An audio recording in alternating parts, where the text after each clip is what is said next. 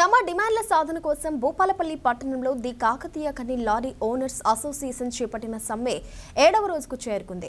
Coal transport association తమకిచ్చిన ఒప్పందం ప్రకారం ఛార్జీలు పెంచి ఇవ్వాలని డిమాండ్ చేస్తున్నారు. లారీ ఓనర్స్ అసోసియేషన్ సమస్యలు, వారి డిమాండ్ల గురించి పూర్తి వివరాలు మా ప్రతినిధి సమీర్ అందిస్తారు. మొత్తానికి రవాణా ట్రాన్స్పోర్ట్ అనేది ఆగిపోతే వ్యవస్థ అనేది స్తంభించిపోయేటటువంటి ప్రమాదం ఉంటుంది. సో మొత్తానికి కోల్ ట్రాన్స్పోర్ట్కు అదేవిధంగా ది కాకతీయ కని లారీ ఓనర్స్ యాజమాన్యానికి సంబంధించి జరిగినటువంటి ఒప్పందం ప్రకారం వాళ్ళకి కనీసం మెయింటెనెన్స్ ఖర్చులు కూడా వెళ్ళకపోవడంతో వాళ్ళు సమ్మెకు దిగారు. లారీ ఓనర్స్ అంతా కూడా ఇక్కడ మనం ప్రస్తుతం చూడొచ్చు. భూపాలపల్లి పట్టణానికి సంబంధించి వందలాది లారీలకు సంబంధించినటువంటి ట్రాన్స్పోర్ట్ ఆగిపోవడంతో దాదాపు 600కు పైగా ఇక్కడ లారీలన్నీ కూడా నిలిచిపోయినటువంటి పరిస్థితి ఉంది. సో వాళ్ళకి సంబంధించి టోల్ గేట్ సంబంధించినటువంటి ఛార్జీలు కావచ్చు, మెయింటెనెన్స్ ఛార్జీలు కావచ్చు, లేకపోతే డీజిల్కి సంబంధించినటువంటి రేట్లు కావచ్చు, స్పేర్ పార్ట్స్కు సంబంధించి కావచ్చు, ఇట్లా కనీసం వాటికి సంబంధించినటువంటి మెయింటెనెన్స్ ఛార్జీలు కూడా మరి డీజిల్ ధరలు కూడా పెరగడంతో వాటికి సంబంధించి కనీసం ఆ ధరలు కూడా అమలు చేయకుండా మరి కోల్ ట్రాన్స్పోర్ట్ అనేది మరి తాత్సర్యం చేస్తుంది, నిర్లక్ష్యం చేస్తుంది. దీంతో మరి సమ్మె బాట పట్టారు. దాదాపు 7 రోజులు అవుతుంది. ది కాకతీయ కని లారీ ఓనర్స్ అసోసియేషన్తో పాటు గణపురానికి సంబంధించినటువంటి లారీ ఓనర్లు కూడా సమ్మె బాట పట్టినటువంటి పరిస్థితి. ముఖ్యంగా తమ డిమాండ్ల సాధన కోసం లారీ ఓనర్స్ అంతా కూడా ఏకతాటిపైకి వచ్చి తప్పకుండా ఏదైతే కోల్ ట్రాన్స్పోర్ట్ యాజమాన్యం ఇచ్చినటువంటి ఏదైతే ఒప్పందం ప్రకారం ఖచ్చితంగా మాకు మెయింటెనెన్స్ ఛార్జీలు కావచ్చు, డీజిల్ ఛార్జీలు కావచ్చు, స్పేర్ పార్ట్స్కి సంబంధించినవి కావచ్చు, ప్రతిదీ కూడా మరి వాటికి వెళ్ళేలా అమలు చేయాలని చెప్పేసి ఇక్కడ మరి సమ్మె బాట పట్టినటువంటి పరిస్థితి. మరి వాళ్ళ సమస్యలు ఏంటి, ప్రధానంగా వాళ్ళు ఏం డిమాండ్ చేస్తున్నారు, మరి వాళ్ళని అడిగి తెలుసుకునేటటువంటి ప్రయత్నం చేద్దాం. నమస్తే అండి. సో మొత్తానికి ఇవాటికి 7 రోజులు అవుతుంది సమ్మె బాట పట్టి. ప్రధానమైనటువంటి డిమాండ్లు ఏంటి? ప్రధానమైన డిమాండ్ ఏంటంటే ఇప్పుడు ది కాకతీయ కని lorry welfare association Bhupalpally Jayashankar ఇవాళ నిరుద్యోగ సమస్య మాది చాలా ఉంది.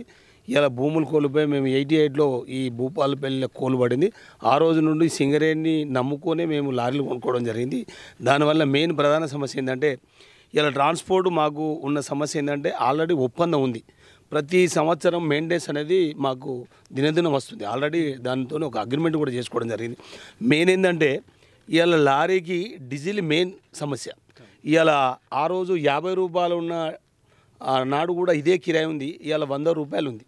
97.50 ఉంది ఇవాళ డీజిల్. అంటే మేము మెయింటెనెన్స్ పోవడానికి రావడానికి 200 లీటర్ల డీజిల్ కాలుతుంది. దానికి మాకు 75% ఓన్లీ డీజిల్ మెయింటెనెన్స్కి వెళ్ళిపోతుంది. ఇక లారీ వాడికి 25% డ్రైవర్, క్లీనర్ బతకాలి, ఓనర్ బతకాలి. అంటే ఈ మెయింటెనెన్స్ సరిపోవట్లేదు.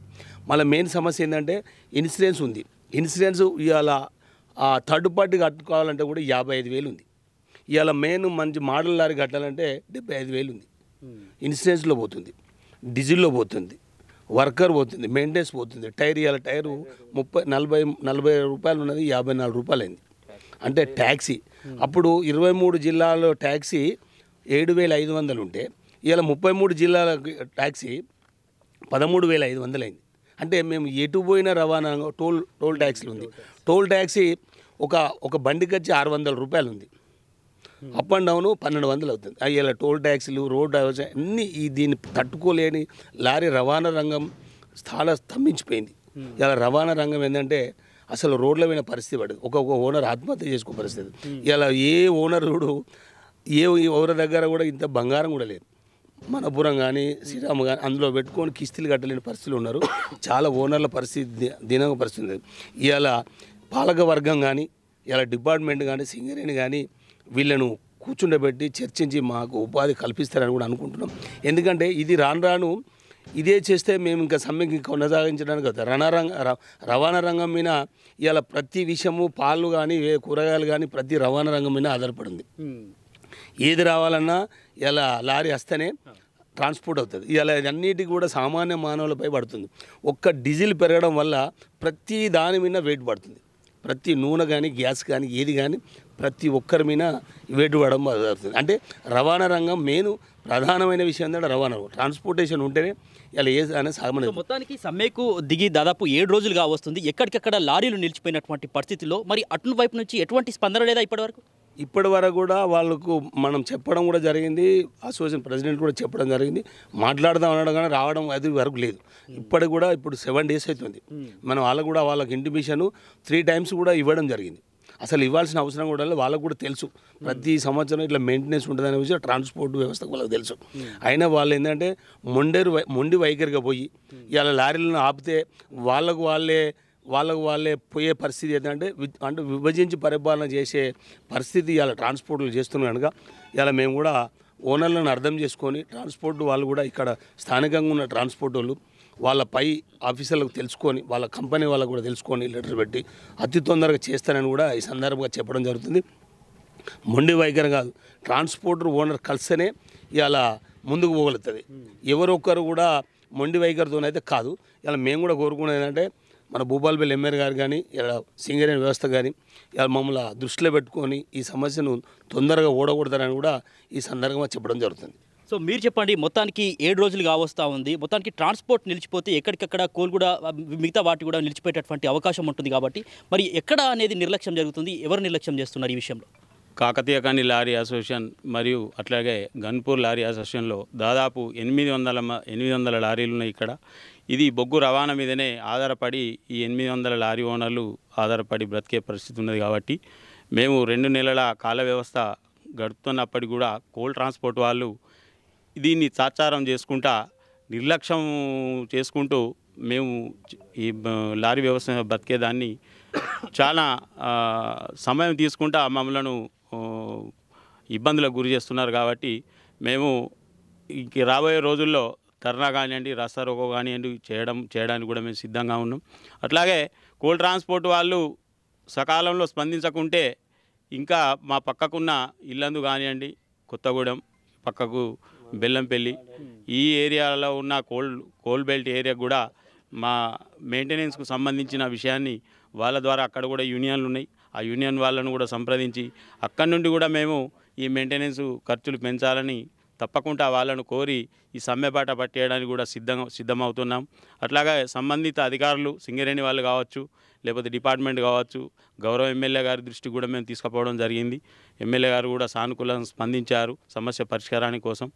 కాబట్టి తప్పకుండా ఈ మెయింటెనెన్స్ ఛార్జీలు పెంచి ఈ లారీ వ్యవస్థను ముందుకు తీసుకుపోవాల్సిన అవసరం ఉన్నది కాబట్టి కోల్ ట్రాన్స్పోర్ట్ వాళ్ళు త్వరగా ఈ సమస్యను పరిష్కారం చేయాలని ఈ సందర్భంగా కోల్ ట్రాన్స్పోర్ట్కి సంబంధించి లారీ అసోసియేషన్కి సంబంధించి అసలు ఒప్పందం ఎట్లా ఉంటుంది, కాల వ్యవధి ఎట్లా ఉంటుంది దానికి సంబంధించి?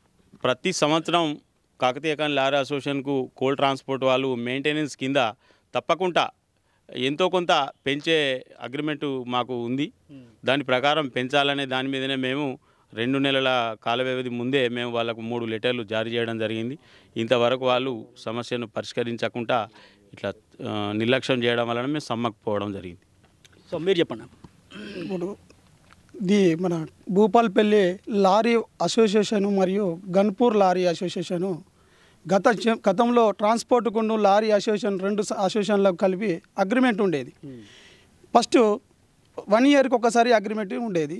దాన్ని 2 ఇయర్స్ కింద ఈ కమిషన్లతో తీసుకొని వచ్చి 2 ఇయర్స్కి చేసిర్రు.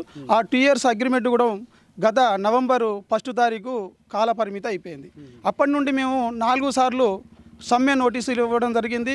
మాట్లాడదాం అది అని చెప్పి మాట్లాడకపోగా మేము లాస్ట్ 10వ తారీఖు నుంచి వెళ్ళి సమ్మె బాట పట్టినాం. ఈ సమ్మె బాట ఏంటంటే ఇంతకుముందుకు ఎమ్మెల్యే గారికి చెప్పినాం, అన్న పరిస్థితికి ఇది మాకు చాలా మెయింటెనెన్స్ కింద బాగా లారీలు తింపలేకపోతున్నాం, ఫైనాన్సులు కూడా కట్టలేకపోతున్నాం. ఈ మధ్యకాలంలో ఫైనాన్సులు కట్టలేక 4 లారీ ఓనర్సు చనిపోవడం జరిగింది. అన్న ఈ పరిస్థితి ఉన్నది అని మేము చెప్పిన జిఎం కూడా ఒక లెటర్ ఇవ్వడం జరిగింది. మీరు బొగ్గు ఇక్కడ ఉన్న G5 బొగ్గు అన్ని డివిజన్ల కన్నా నాణ్యమైన బొగ్గు. ఈ నాణ్యమైన బొగ్గును మీరు తక్కువ రేటుకు జెన్కోకి అమ్ముకుంటారు.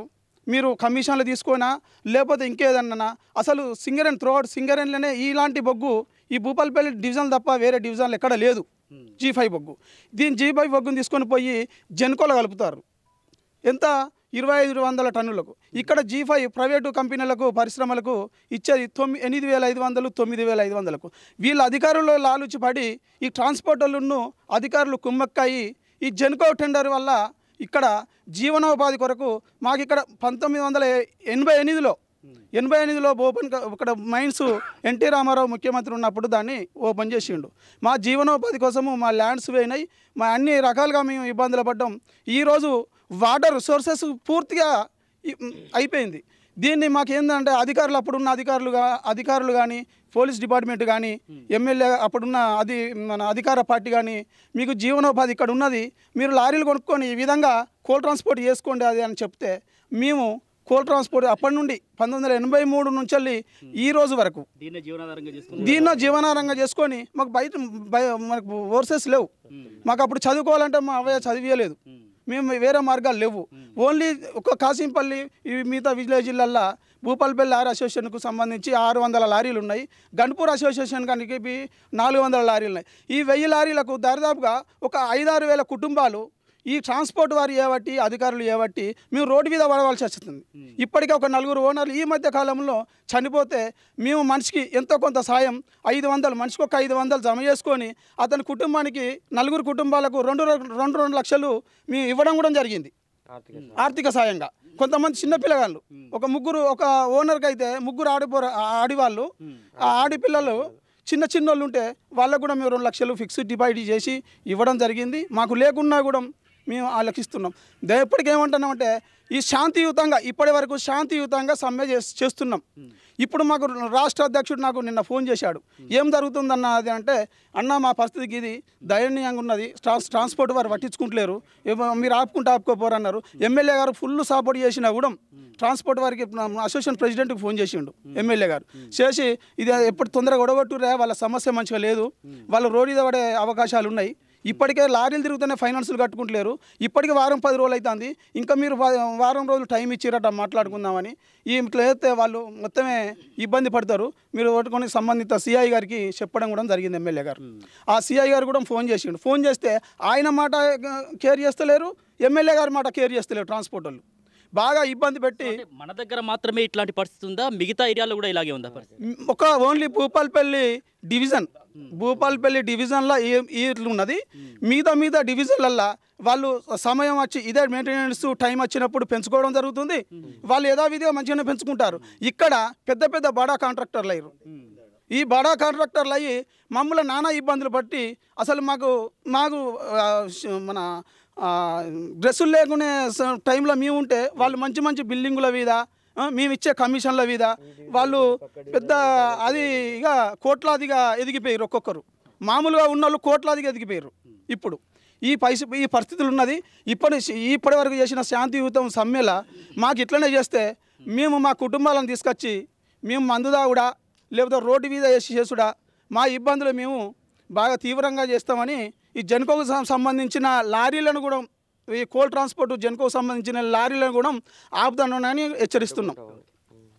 సో మొత్తానికి భూపాలపల్లి ఏరియాలో సింగరేణి ఏర్పడినప్పటి నుంచి వేరే ఉపాధి మార్గాలు లేక దీన్నే జీవనోపాధిగా చేసుకొని మరి కుటుంబాన్ని పోషించుకుంటున్నట్లు ఇక్కడ వాళ్ళు తెలుపుతున్నటువంటి పరిస్థితి. సో మొత్తానికి ఇక్కడ ఉన్నటువంటి కోల్ ట్రాన్స్పోర్ట్ యాజమాన్యం కావచ్చు, అధికారుల వైఖరి వల్ల మొత్తానికి లారీ ఓనర్స్ అంతా కూడా రోడ్డున పడే పరిస్థితి తలెత్తిందని ఆవేదన వ్యక్తం చేస్తూ ఉన్నారు. సో మొత్తానికి ఇప్పటి వరకు అయితే శాంతియుతంగా తమ సమ్మెను కొనసాగించాం, కానీ ఇప్పటి నుంచి మాత్రం అందరినీ కలుపుకొని లారీ ఓనర్లతో మరి సమ్మెను ఉధృతం చేస్తాము దిగిరాకపోతే అంటూ హెచ్చరిస్తూ ఉన్నారు. వీడియో జర్నలిస్ట్ సత్యనారాయణతో సమీర్, ఆర్బీ న్యూస్.